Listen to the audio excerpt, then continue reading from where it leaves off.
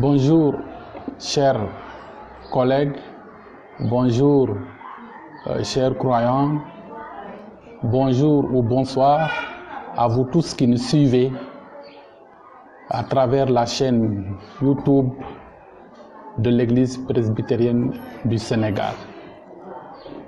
C'est pour moi une grande joie de partager avec vous la parole de Dieu. C'est donc, frères et sœurs, je vous invite à lire avec moi le texte qui se trouve dans le livre de la Genèse, le chapitre 2, versets 1 à 25.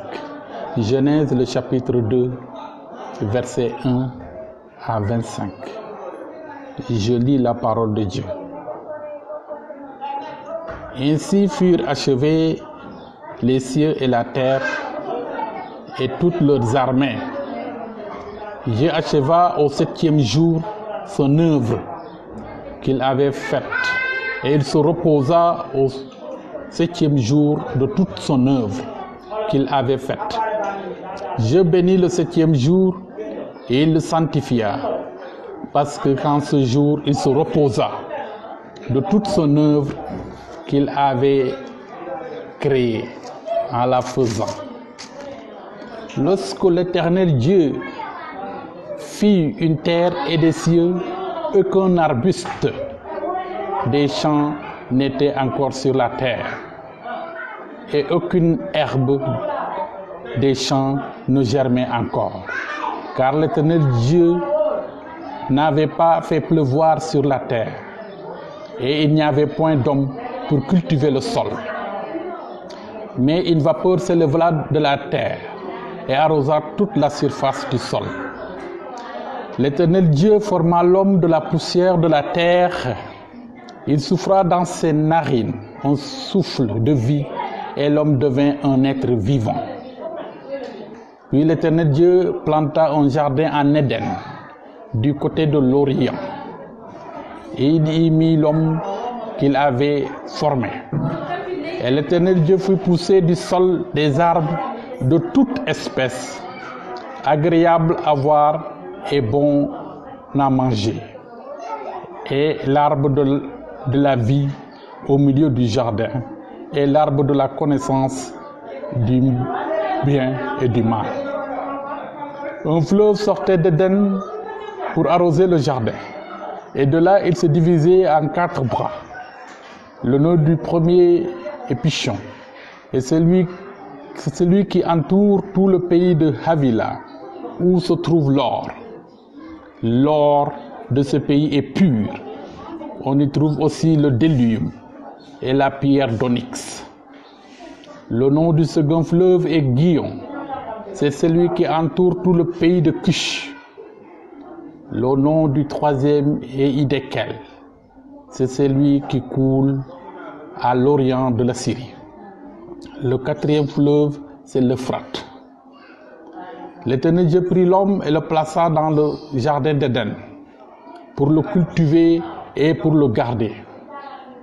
L'Éternel Dieu donna cet ordre à l'homme: tu pourras manger de tous les arbres du jardin, mais tu ne mangeras pas l'arbre de la connaissance du bien et du mal, car le jour où tu en mangeras, tu mourras.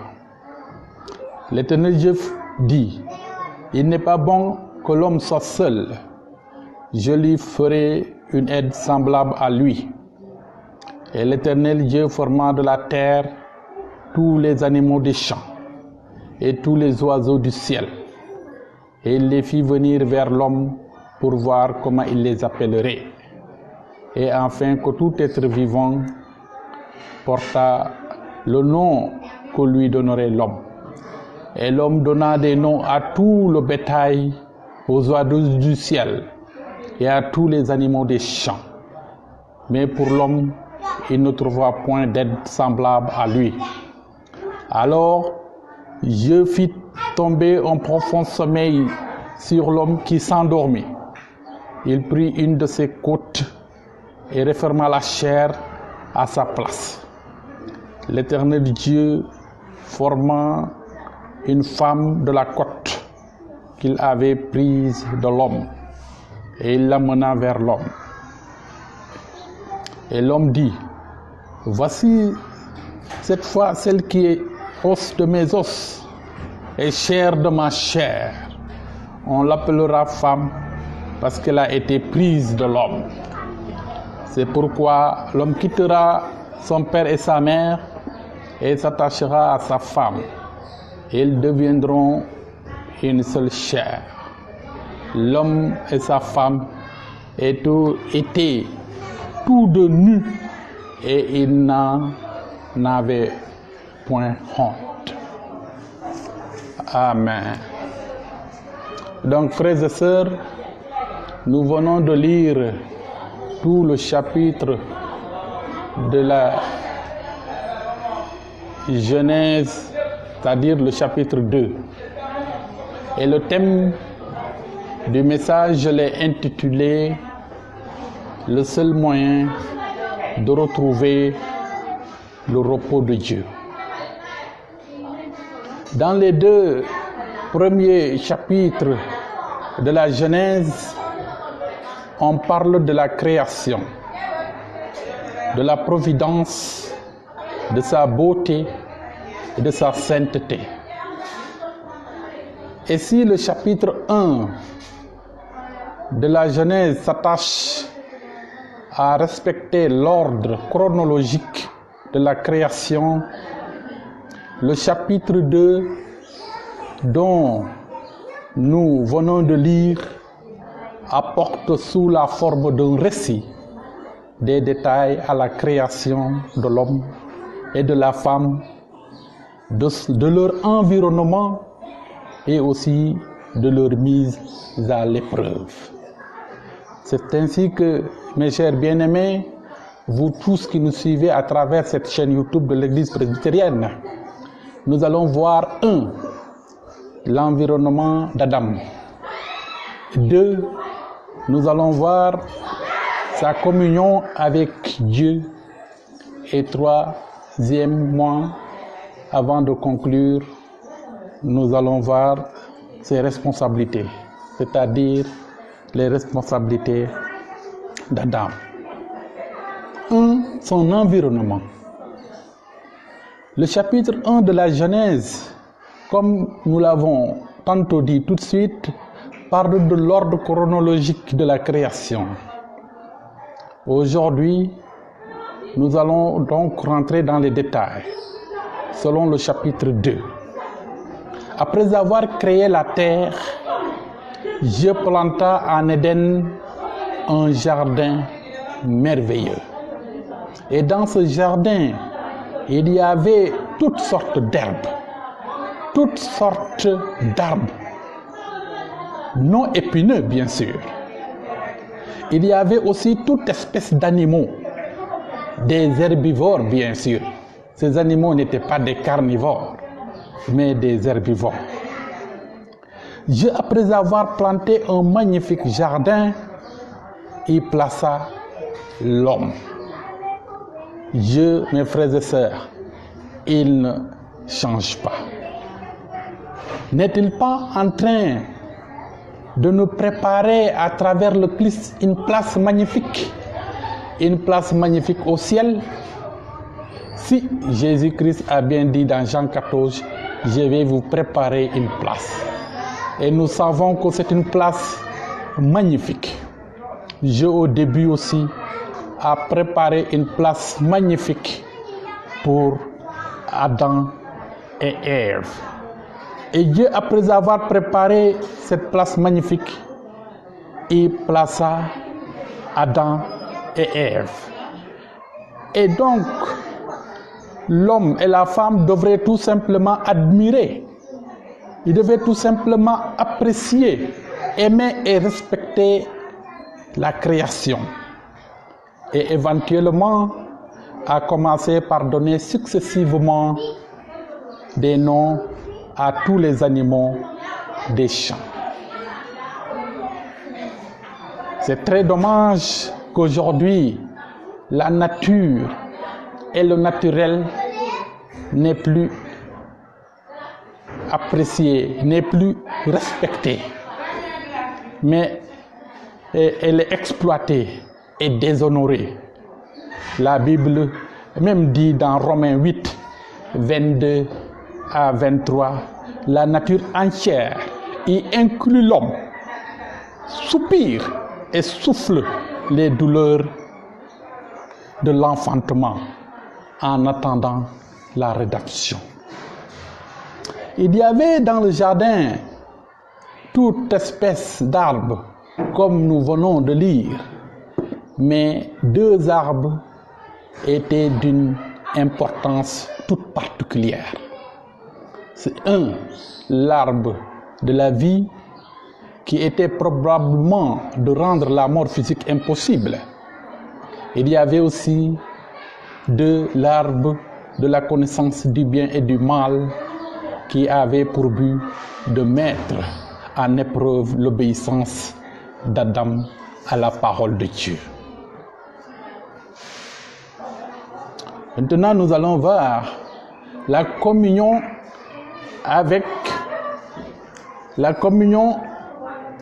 entre Adam et Dieu. La communion entre Adam et Dieu. Dieu a créé les humains comme des êtres moraux, capables de choisir, d'aimer, d'obéir librement ou même aussi de lui désobéir. Adam était sans péché et en parfaite communion avec Dieu. Il était l'apogée de la création et sa relation avec Dieu était harmonieuse. La vie par la foi et l'obéissance sont présentés comme les principes essentiels des relations entre Adam et son Créateur. Adam avait été prévenu que s'il transgressait la volonté de Dieu en mangeant le fruit de l'arbre de la connaissance du bien et du mal, il mourrait. Au verset 7. Oui, la parole de Dieu, mes amis, à vous tous qui m'écoutez, doit être acceptée par la foi et prise au sérieux. Au cas contraire, nous marchons vers une ruine personnelle et éternelle. Le commandement de Dieu a été comme un test moral. Et tant que Adam croirait à la parole de Dieu et lui obéirait, il continuerait à jouir de la communion bénie avec Dieu. Mais s'il désobéissait à la parole de Dieu, il connaîtrait le désastre et moissonnerait la mort. Dieu, en réalité, pour combler le bonheur qu'il a voulu à Adam, lui créa une aide qui lui est semblable. Mes frères et sœurs, en réalité, Dieu a créé l'homme pour avoir là où déverser son amour. Il est plein d'amour, mais il a voulu mettre en évidence, il a voulu manifester son amour. Et c'est pourquoi il a créé l'homme, il a créé l'humanité. Et donc en créant l'être humain, Dieu y a déversé son amour. Dieu a créé en réalité l'homme pour partager avec lui son bonheur éternel. Alléluia. Donc nous allons voir maintenant ses responsabilités, c'est-à-dire la responsabilité d'Adam. Adam donc était l'apogée de la création de Dieu, qui sous sa direction lui avait donné la responsabilité de prendre soin du reste de la création, de prendre soin de toute la création. de prendre soin, n'est-ce pas, du jardin, de le cultiver, de le garder, de prendre soin de son foyer, de dominer sur tous les animaux. Il était vraiment responsabilisé. Et je profite de l'occasion pour citer les propos du directeur général de Africa Samakag, le révérend pasteur Mamadou Diop, président de l'église presbytérienne du Sénégal, qui disait un jour: l'entrepreneuriat devrait être quelque chose de naturel chez tout homme et toute femme, car étant créé à l'image du Créateur, le premier et vrai entrepreneur par excellence, nous possédons quelque part un fibre naturelle de co-créateur, en prenant soin de ce que le Créateur nous a légué. Alléluia. Cultiver et garder le jardin, c'est une entreprise. Et s'occuper de son foyer, et dominer sur tous ces animaux, tout cela forme une entreprise avec des règles. Je lui avais donné une règle, ne l'oubliez pas. L'entreprise, en d'autres termes, le travail, mes chers amis, est sacré.